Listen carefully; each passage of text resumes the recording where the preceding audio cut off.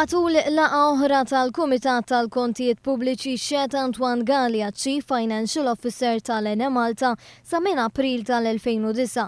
Huwa kien wieħed mill-persuni li kien inkarigat sabiex jgħaddi l-informazzjoni lill-Uffiċċju tal-Awditur Ġenerali. Fl-introduzzjoni tiegħu Antoine Gallia qal li Chief Financial Officer ta' qablu kien Pippo Pandolfino.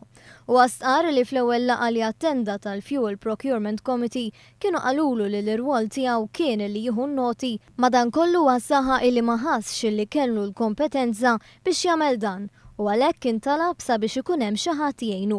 U għas-saħa li ma kienx jaf x'isir fis-snin preċedenti għaliex in-noti ta' qabel kienu msakrin u ma kellux aċċess għalihom. Antoine Gallia qal li wara ftit ta' żmien fil-kariga huwa kien propona li jibda jkun hemm l-użu ta' sistema ta' hedging differenti minn waħda li kienet tintuża qabel.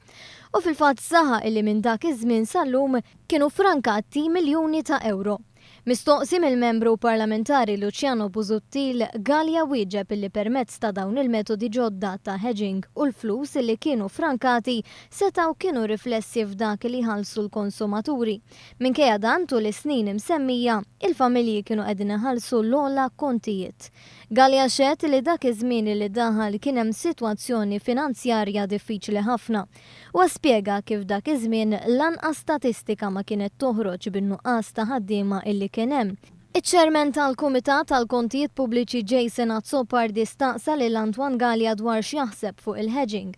Dan fid-dawl li kien hemm deċiżjoni tal-eks Ministru Ostingat li kienet intbatet permezz ta' email fl-2009 sabiex il-prezz li bih jinxtara żejt ma jaqbiss ċertu prezz.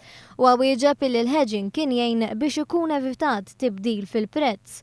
Iżda meta kien mistoqsim is-segretarju parlamentarju Bonnici speċifikament dwar id-deċiżjoni politika li kien ħa Ostingat, Antoine Gallia qal li din waslet għal telf ta' 4 miljun euro.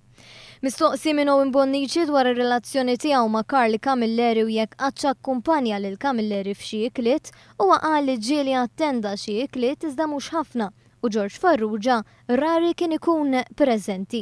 U għastqar li George Farrugia qatt ma kellmu soċjalment u żied jgħid li l-fatt li George Farrugia jirrappreżenta żewġ kumpaniji, is-sitwazzjoni kienet waħda stramba.